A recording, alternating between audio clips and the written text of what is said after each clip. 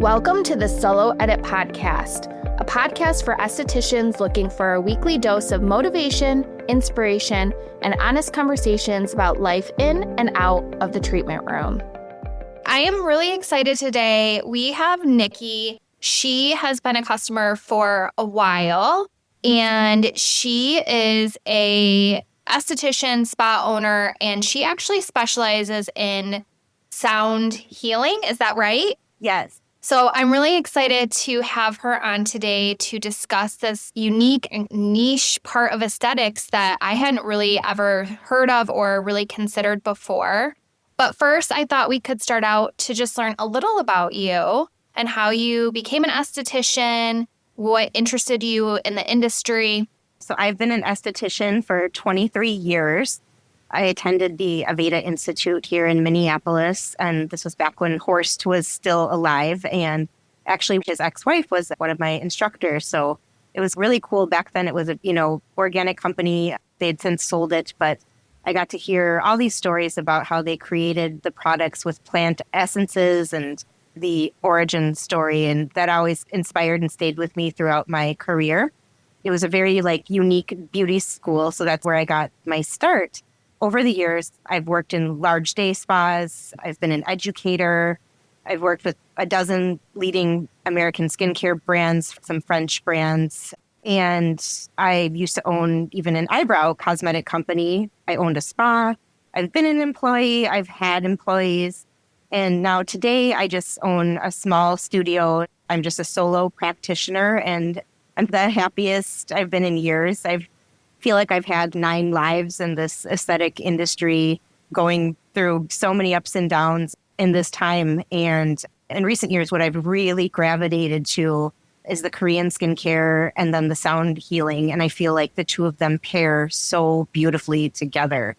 Do you think that your time with Aveda led you to sound healing? How did you become aware of that? Yes, definitely.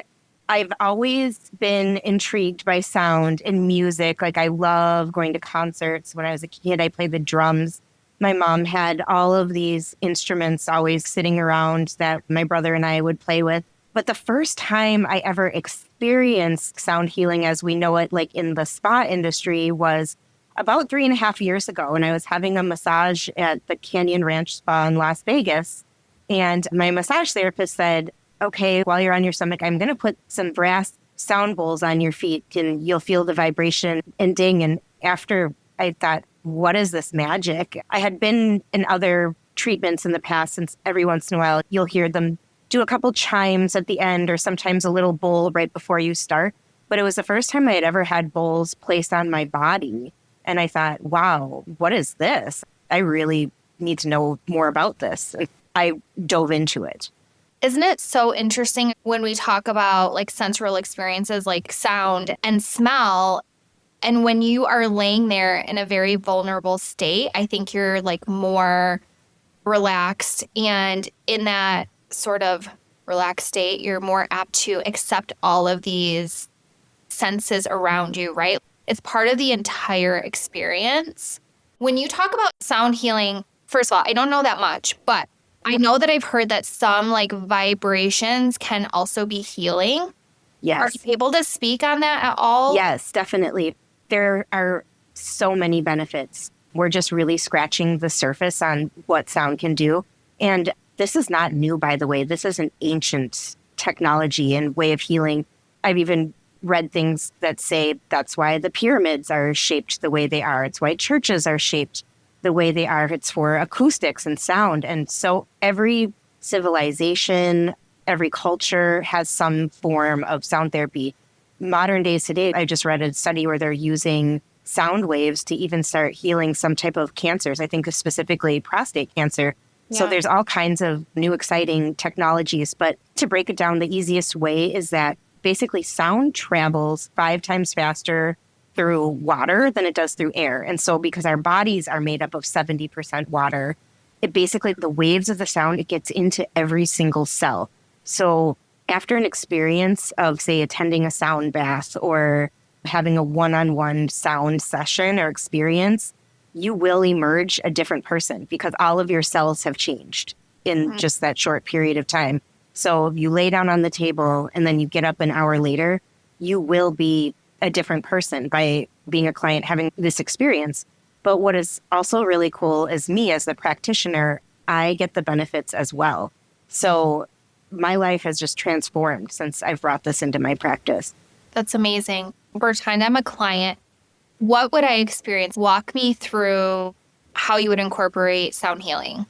That's a great question. What I like to do is my sound bath facial, it's very different than like any other facials that I do. I do clinical facials, holistic facials, I do dermaplaning peels, everything. But for sound bath facials specifically, I like to go just really slow. I work in the dark. It's mostly focused on like lymphatic massage. I love all the yummy kin products, but I do everything just very gentle. It's mostly just moisture masks. So from like an esthetician's protocol, it's going to just be somewhat of an old-fashioned spa facial. I don't do extractions.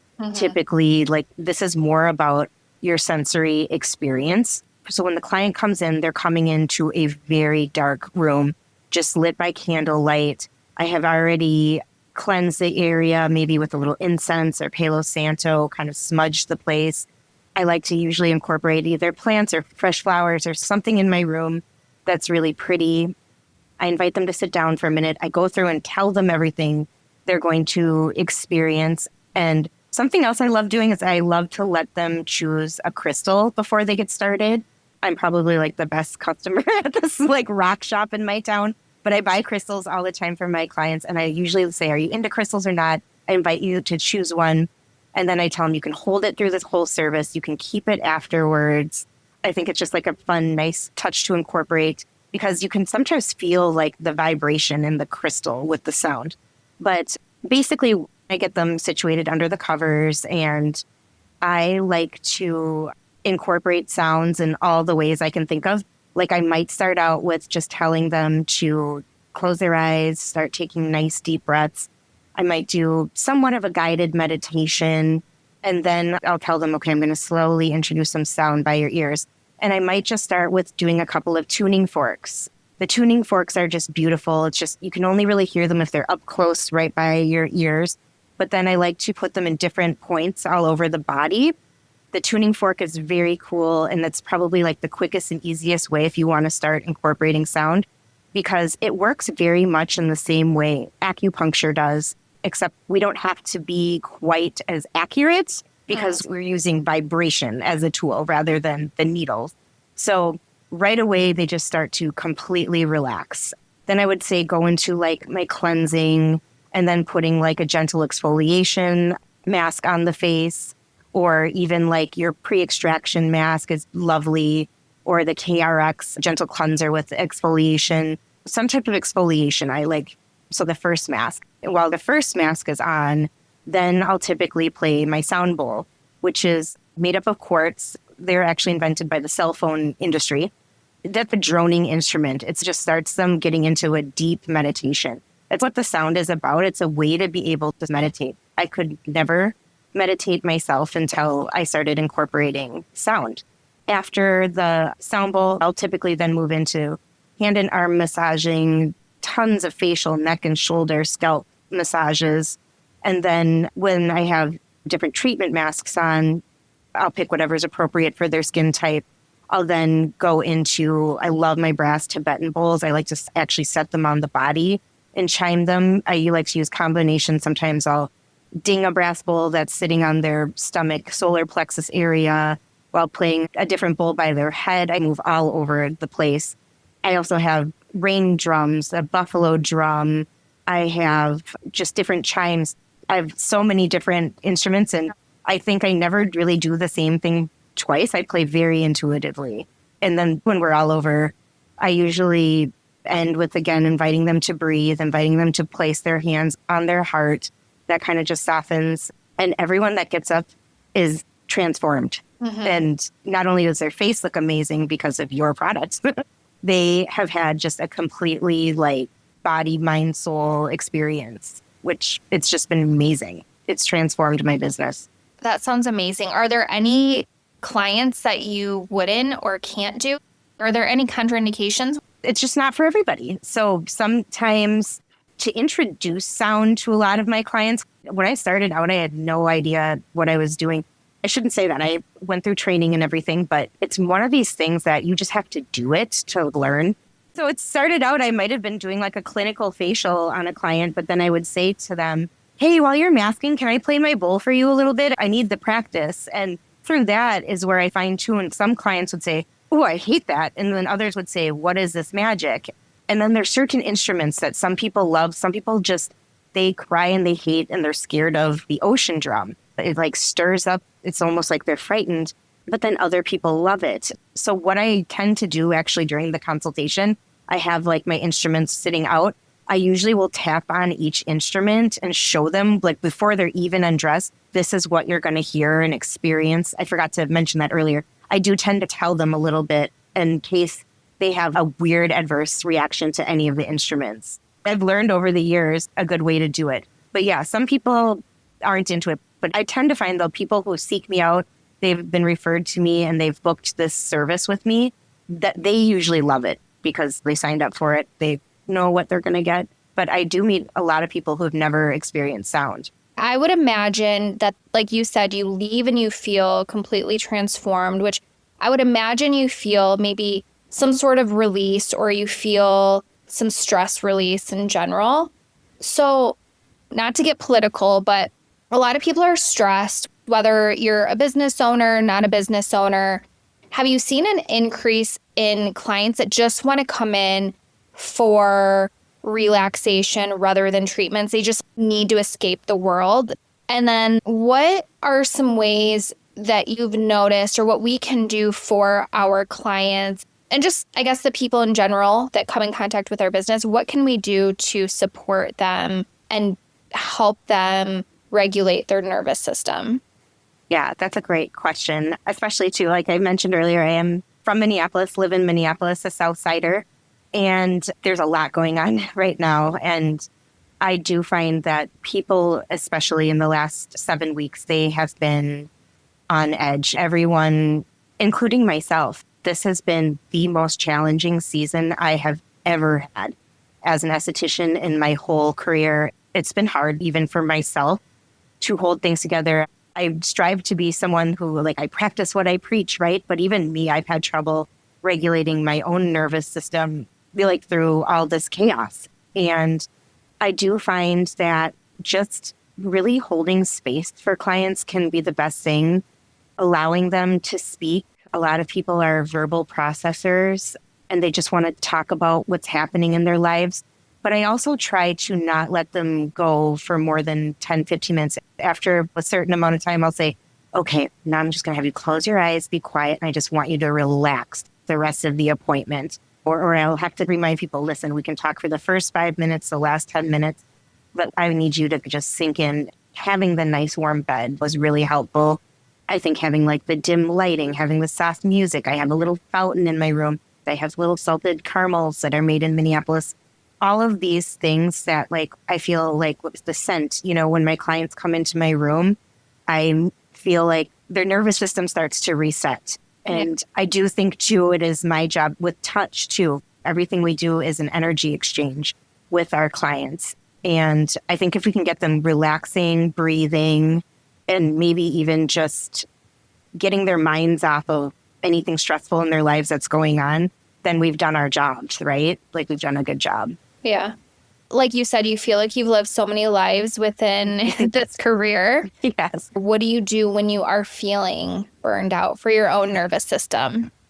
Yes, I have definitely experienced burnout in my career. I've experienced a lot of things. I used to have a business partner and we've parted ways, it was like going through divorce. And I've had times where, you know, I worked in a day spa and I had to do 10 facials in a day, back-to-back cookie cutter, all exactly the same, where I felt like my back and my hands were going to give out. And I had a chiropractor bill bigger than a mortgage. And every time I'm getting that way where I'm starting to feel like, I don't love this, this is not for me, I don't think I want to be an esthetician anymore, I pivot. And that's been the best. I'm kind of one of those bright, shiny, new object estheticians where I'm always like, what's this? What's new? What's good? That's why I've been so excited about this Korean skincare. They are just years ahead of us here in America, in the United States. And it's so innovative and it's so exciting. And there's like a new launch, feels like every month. And that has really grabbed and kept my attention and my clients' attention. But to any estheticians listening and they think they don't want to be an esthetician or like their career anymore, I would say just try something else. Our industry is massive. I'm 44. And like when I was 25, I was the Brazilian girl. Like you could get the Brazilian wax with me. And I went through many years where I was like the makeup artist in town. And then I was a lash extension gal. And forever I was the eyebrow lady. And now I'm like into the Korean skincare and the sound healing. And, you know, who knows what I'll be doing at age 50, but it will still be in aesthetics and it might be something new. And I do see my role now as I do want to at some point transition to getting back more into education. Like I would love to bring the sound to like all estheticians. I would really love to teach other estheticians how to incorporate this because it's cool and it's exciting and clients love it. I think that is such an important point, is that there are so many different avenues of revenue within the aesthetics industry. You could do an educator, you could have a product line, you could be an esthetician, a spa owner that has employees. There's so many different opportunities. And I often think about like when I was growing up, which I'm 42, I just remember feeling the pressure of people asking when you're 16, 18, what do you want to do with the rest of your life? And then almost feeling like once you made that decision, you weren't allowed to change. And I think what's really interesting about so many people within our industry is that we are creatives naturally. I think that it is completely natural to pivot and try new things. And we need that, like, I don't want to say constant stimulation, but we like to be challenged. We like to create. And so it's only natural that we find ourselves moving from thing to thing. And I just remember growing up feeling like, what's wrong with me? Why can't I just stick with one thing? Why can I not do one thing and just continue to do it? I don't know. And then I got older and I'm just like, that's just not me. That's not how my brain works. Anybody that's listening, there's so many different things that you can do within the industry. And you said being solo is by far your favorite. It is. It really is. So I am in like a collective. So there's 15 of us in this building. We're in like an office building. I'm sure you've seen like the Solas, the Salon Lofts. It's like that, but it's so much more local. It's these beautiful two women who own the space, and they are also practitioners in the space, and they're like big deluxe suites. So I have enough room in here. Like I'm actually in my suite right now. Like I have a little consultation table, and then they outfitted it so it's like soundproof for me. And there's a beautiful waiting area that has a cappuccino machine and water. So I am in kind of like a collective little building, but everybody is like-minded in this and everybody is very professional. I've worked in other buildings where there's been weird people or it's been catty or not the most professional, but I'm finally in a space where I love my studio. I love my neighbors. They're other professionals. Everyone's just so professional. It's like I'm pinching myself. I keep telling the owners, please don't ever sell this place or leave. I want to retire here, you know? It feels really nice when you feel like you have found your space or your people. I am so much of an introvert. When I hired my first esthetician, we were in an office building and we had a studio within the office building. And there were like a lot of therapists and other sort of wellness type businesses within the building. And she would say to me all the time, like, when you're not here, I'm so lonely. I'm so lonely. And I feel like I thrived. I loved being able to come to my studio where I could create and control the environment and had soft music and had a nice smell happening. And then the interaction was just one-on-one. Whereas before I worked at a spa and I just felt like it was so chaotic. So I was just curious if you ever feel lonely. I really don't, honestly. Like, I mean, I'm an Aquarius, so I love my own company like so much, but I really thrive the most also with one-on-one conversations and even like with my own friendships. Like I have lots of friends, but I do prefer most of the time to almost have one-on-one time and have those deeper conversations and really connect. Don't get me wrong, I will go to a party. I like gatherings too, but I do prefer like a one-on-one connection. or just having alone downtime to myself. Yeah. The most. One of the reasons why I asked you to be on the podcast is because I know, and I hate using this word. I was talking to someone before. I always want to say you're really successful, but success really matters. There's so many things that can make you feel successful, right? If you just love your job, Yeah. you can find success in that. But you seem like you are really happy within your career. I know that you have lots of clients. You're killing it. So what are some ways for estheticians that are listening? Because we're hearing a lot about, I can't get clients to book. The industry is oversaturated. What are some things besides sound healing, that aside, what are some ways that you really make your clients feel special, seen, valued, that sets you apart from what you think other people are doing? Like, why do people come back to you? Honestly, I'm passionate about this too. I really think it's good old-fashioned customer service, truly. And I really can say that speaks a lot to my background of working at a massive day spa. There was protocols, and as much as it burned me out, it really made me very disciplined. And they were so big on customer service. And I think that is so much of it. Like, I think of the whole guest experience. I try to always run on time. And if I'm not for some reason, I text and let them know so they're not altering their day. That's a big one, is simply just being on time.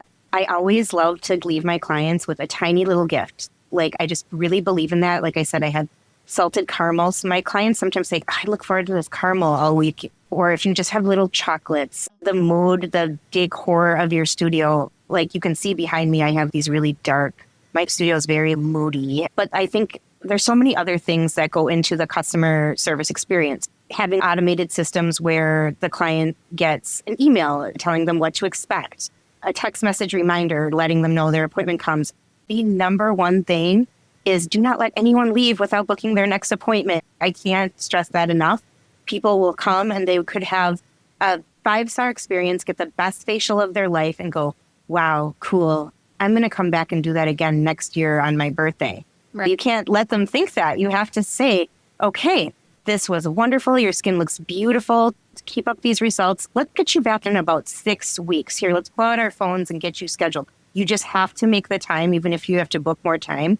You have to get them coming back. It's easier to attract a client you already have than to market to get new ones. And you're also really caring for your client in that way.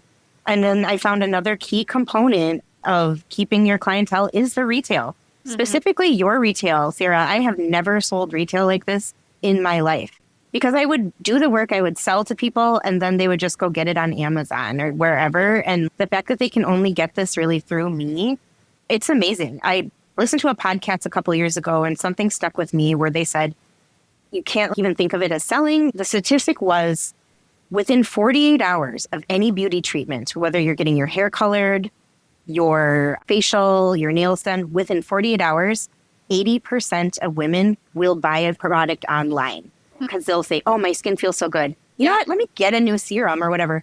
So if you're not selling it to them and you're not recommending to, you're just not doing your job. Like, they should be buying it from you, not from anyone else, because they're going to buy it anyway. I was blown away from that statistic, 80%.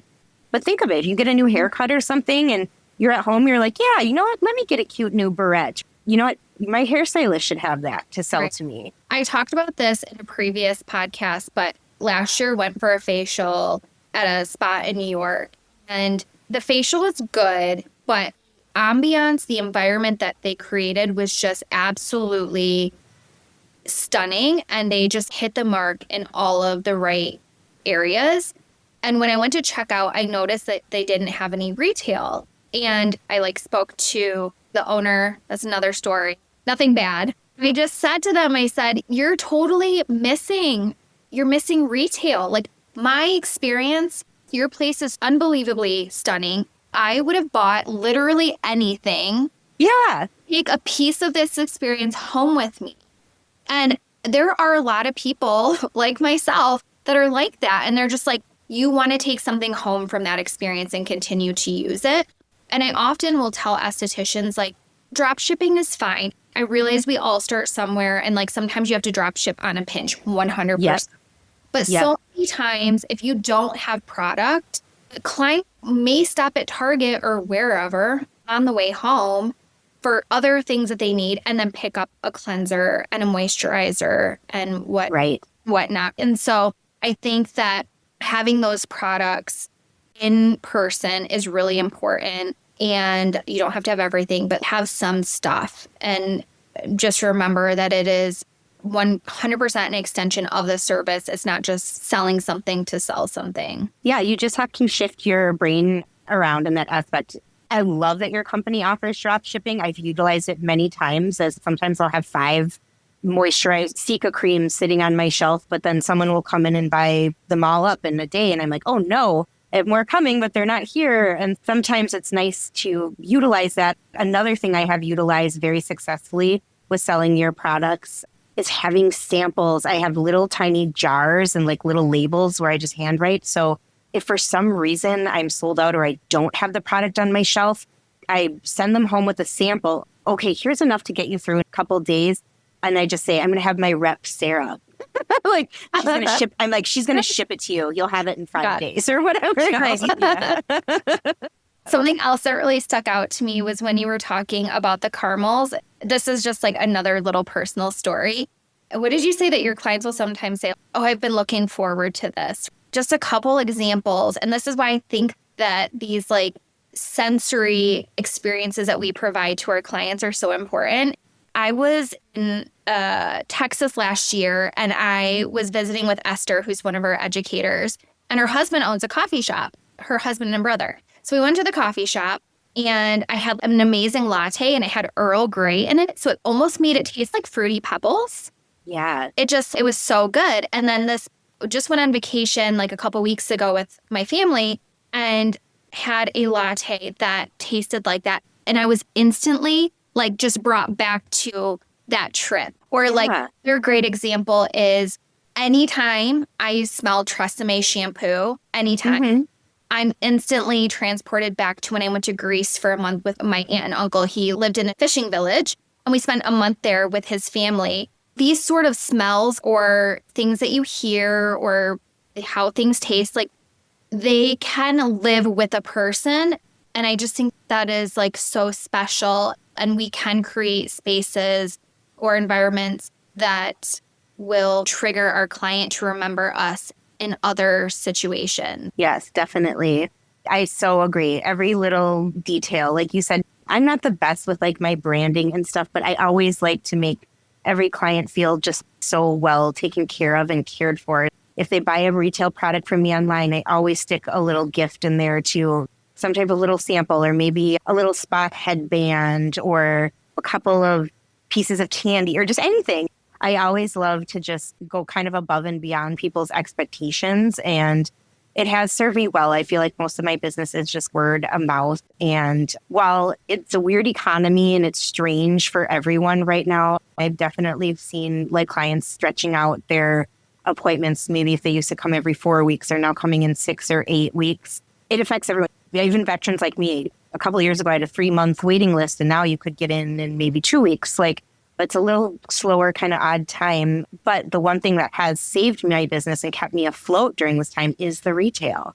People are still buying their retails. People are still, the second they're out of their face wash, they want it again. I think it's another not recession-proof thing, but it can really help if you're struggling to attract people in for services. Start selling.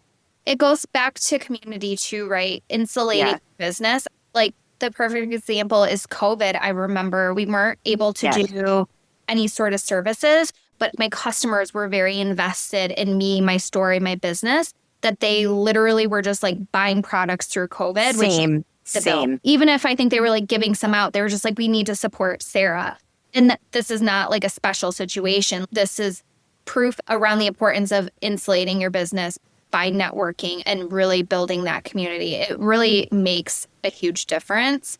And that kind of goes back to like how you said you do nice things, put things in boxes. You're making it feel more relationship than transactional. And yes. That is also so important. When I first went solo, I was just a little bit burnt out and fried from being at this large day spa for 10 years. And I at first was just like, oh, freedom. Like I can do whatever I want. I don't have to wear a uniform anymore. But then the creativity, the biggest reason why I did go solo was for creative freedom, to be able to bring on any products and new innovative techniques and treatments. And I wanted to travel. And so slowly I started to really tailor these experiences to my clients, which was awesome. Yeah. And like, I am not perfect. And I definitely went through all of these different stages of being an esthetician as well. But yeah, I've just been thinking a lot about that, just the relationship and community aspect and just how important, especially now, not just because of the economy, but so many parts of our lives are becoming more impersonal, right? You shop on Amazon or wherever, you're like ordering Instacart to have groceries delivered or whatever, and you're not like out meeting people. Or I'm the worst. I'm like, don't call me, text me. Yeah, I'm like that too. 3 days, let's be honest. But I think that now we're starting to see people notice and feel like, no, I still need to have some sort of like connection to myself and to others, right? And so I think that like we as estheticians can provide that for them. And it's just, the wellness industry is definitely just like becoming bigger and bigger. And it will be interesting to see how we kind of change along with that. Yeah. And we as estheticians, we are so privileged and we're so lucky. And I don't take any of it for granted. I, for some reason, have a lot of like single women clients. And I hear so often that I might be the only person that touches them in a month or the only person that gives them a hug. And, you know, that's a very important role that we play in their lives. We really are caregivers in so many ways. I think we should be paid a lot more. No, I agree with because we're therapists. We give out all types of advice. We're like life coaches. With all these weird things go into being an esthetician the longer you're into it. Yeah. Okay, before I leave you, is there one piece of advice that you would love to share with any esthetician that may be listening and maybe struggling a little bit? You have to love what you do. And if you love what you do, if you truly love what you're doing, you're going to be successful at it. And so if you're sitting in the treatment room and you don't love what you're doing, you have to change it. And maybe you go for a walk, just really think about it. Create your own facial, create your own protocol, create your own service, make it into something you love, and absolutely practice what you preach too, as much as you possibly can. If you're telling clients, wash that face every night, do this, do that, make sure you're doing it too. Embody what you want to see with your clients, and that's going to be a big game changer. How can people follow you?